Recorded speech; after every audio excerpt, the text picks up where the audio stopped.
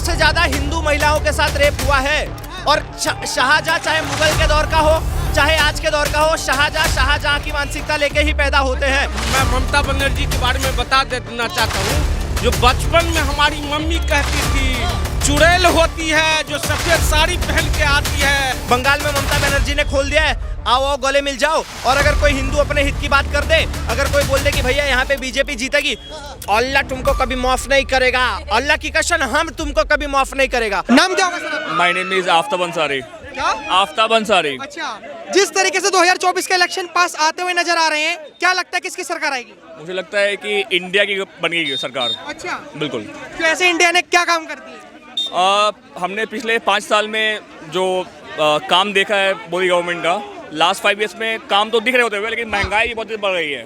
तो इस हिसाब से लगता है कि किसी नई पार्टी को मौका मिलना चाहिए।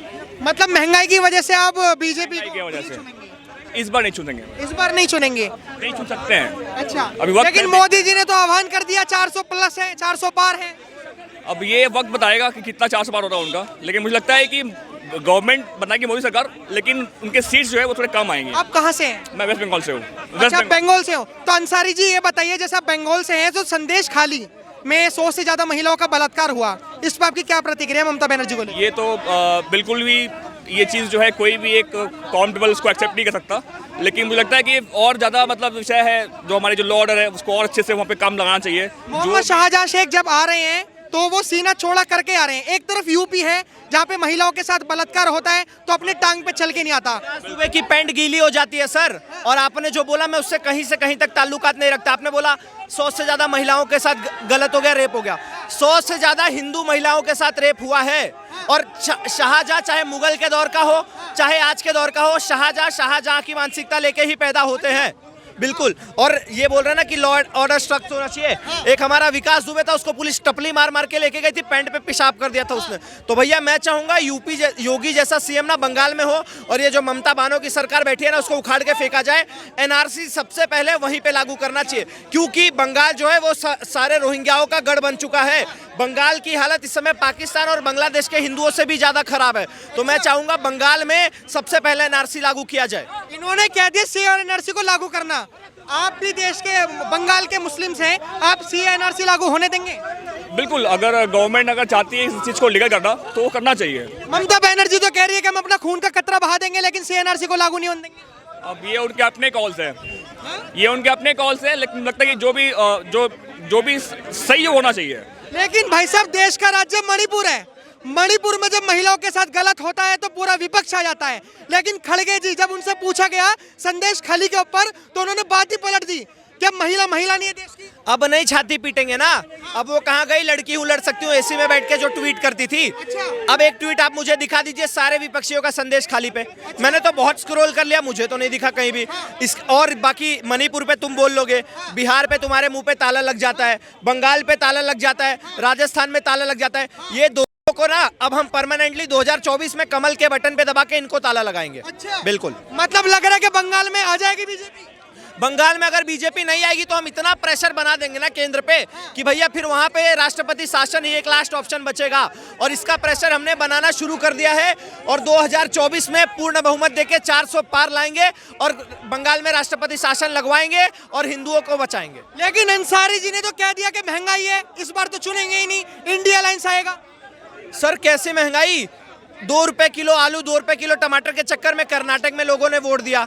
आज वहां पे जनता का हाल देख लो। वही चीज केरल में हुई थी, वहां पे जनता का हाल देख लो। दिल्ली में जनता का हाल देख लो, बंगाल में हाल देख लो, बिहार में हाल देख लो। और सुरक्षा को, स्वास्थ्य को और शिक्षा को मद्देनजर में रखते हुए पूरे राज्य ने वोट किया था कमल पे। आज बीजेपी देखो यूपी में क्या हाल है।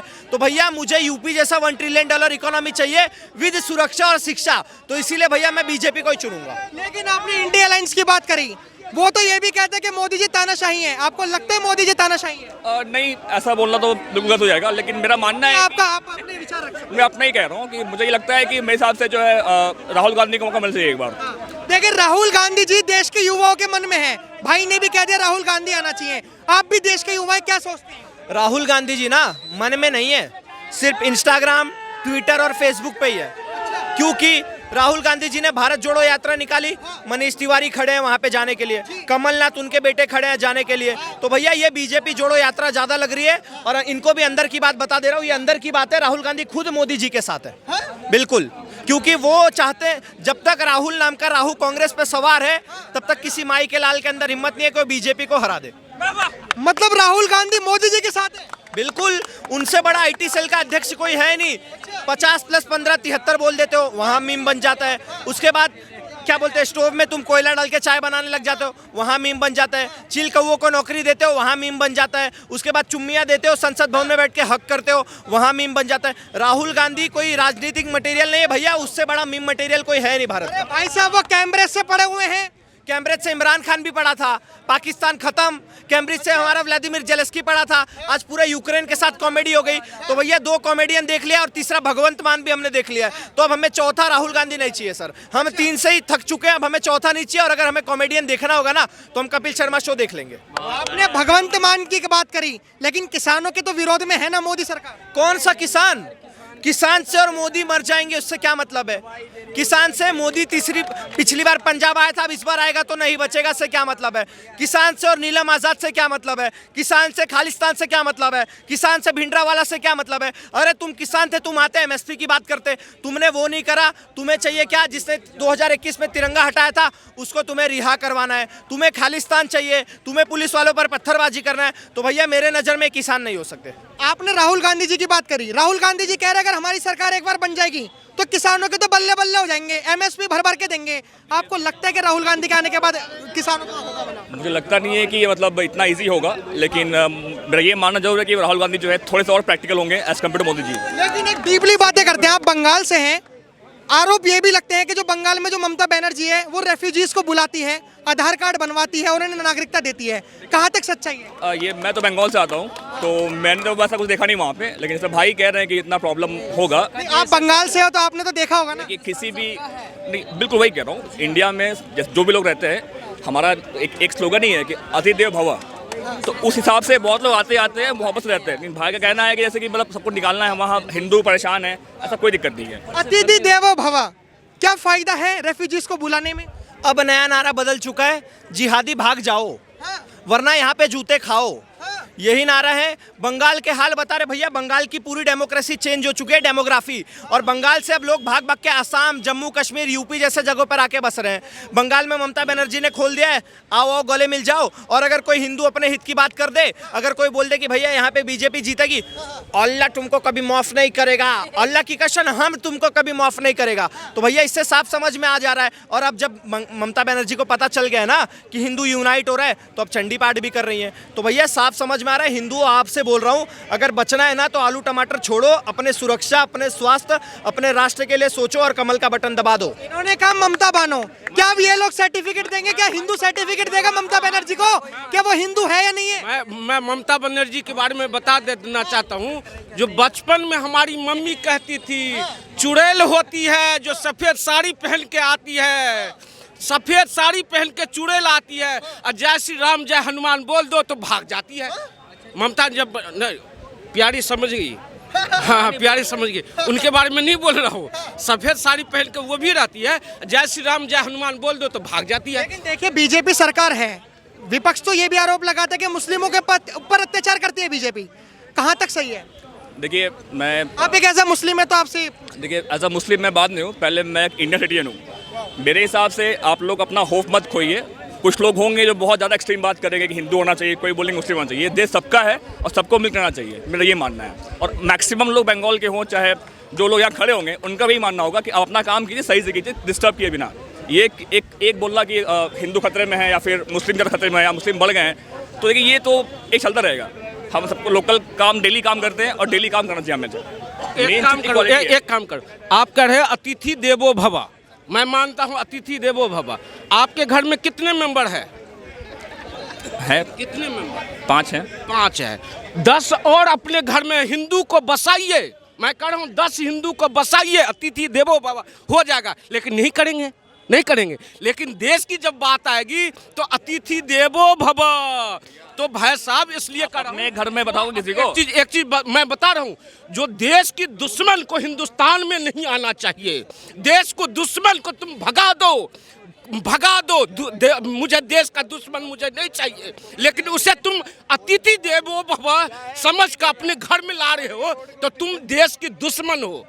अतिथि देवो भव, लेकिन टीएमसी का एक नेता शाहजहां शेख, जो लोग आरोप भी लगाते कि वो बांग्लादेश से आए हुए थे, तो ये कहां तक सही है वो अतिथि देवो भव जिसने 100 से ज्यादा महिलाओं का बलात्कार करा?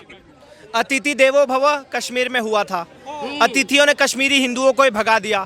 अतिथि देवो भव फ्रांस में हुआ था, पूरा फ्रांस जल गया, ऑलमोस्ट पूरा यूरोप जल गया। और पोलैंड ने अतिथि देवो भव नहीं किया था, और वही पोलैंड आज पूरा यूरोप को चिढ़ा रहा है सर। और अतिथि देवो भव केरल में हुआ था, केरल में हिंदू कहाँ रह गए? अतिथि देवो भव मेवात में हमने देख लिया कितना अतिथियों ने हमारे साथ किया। वही चीज़ अतिथि देवो भव हमने हल्द्वानी में देख लिया, अतिथि देवो भव हमने मीरा रोड में देख लिया मुंबई में। तो भैया हमने बहुत सारे अतिथि देवो भव का एग्जाम्पल दे दिया। अतिथि के रूप में हमें दैत्य नहीं चाहिए सर। अगर तुम अतिथि वाकई में अतिथि हो तो तुम्हारा स्वागत है, लेकिन अगर तुम दैत्य हो ना भैया तो फिर तुम्हारे जैसे कंस के लिए हमें कृष्ण, या तुम्हारे जैसे राक्षस के लिए हमें महादेव को लाना पड़ेगा। आपने बात कह दी राक्षस की, उन राक्षसों को निकालने के लिए तो अमित शाह ये कह रहे हैं कि चुनाव से पहले हम CNRC ले आएंगे। कहां तक सही है? सर ये इतने अनपढ़ गवार लोग होते हैं ना, सीए का उनसे कुछ लेना देना भी नहीं है, बहुत दूर दूर तक का, फिर भी वो लोग शाहीन बाग में साल भर बैठ के बिरयानी खा लेते हैं। एनआरसी से उनका लेना देना है, और मैं चाहूँगा एनआरसी जल्दी से जल्दी अमित शाह जी लेके आ जाए, क्योंकि अमित शाह जी अगर नहीं ला सकते तो कोई दूसरा इनके जगह पे होम मिनिस्टर होगा, वो इम्पॉसिबल है कि वो ले आए। तो भैया अमित शाह जी आपसे मांगे, हम आपको 3rd टर्म गिफ्ट दे रहे हैं, आप एनआरसी को जल्दी से जल्दी लागू कीजिए। आपने कही बात अनपढ़ गवार वाली, लेकिन भीम आर्मी के नेता चंद्रशेखर रावण खुद कहते हैं कि सीए तो ये कानून है कि मुसलमानों को दर्जा बाहर नीला कबूतर है वो, नीला कबूतर, वो चंद्रशेखर आजाद नीला कबूतर है। मैं बता रहा हूँ, आपने अभी बीच में एक वीडियो देखा होगा जिसमें वो कहते हैं मैं कुरान को मानता हूँ, मैं ये क्या कहते हैं संविधान तो है ही, कुरान को मैं मानता हूँ लेकिन गीता को नहीं मानता हूँ। तो नीला कबूतर है वो। नीले कबूतर के बारे में बात मत कीजिए, उससे वायरल मत कीजिए, वो नीले कबूतर को नीले कबूतर रहने दीजिए। बात तो उनकी करी जाएगी, नहीं बात तो उनकी करी जाएगी। बात इसलिए करी जाएगी क्योंकि भीम आर्मी के नेता ये कहते हैं कि हम दलितों के नेता हैं, हम सबसे बड़े नेता हैं। लेकिन आप एक बात बताइए, संदेश खली में 80% से ज्यादा महिला SC कैटेगरी की थी, दलित थी, वो चंद्रशेखर रावण क्यों नहीं आए? चंद्रशेखर रावण जो है उसका नाम के साथ ही रावण लगा हुआ है, उसके नाम के साथ ही रावण लगा हुआ है। तो उस नीले कबूतर के बारे में जिसका नाम ही रावण है, तो रावण को वध करने के लिए श्री राम आएंगे और उसे वध किया जाएगा।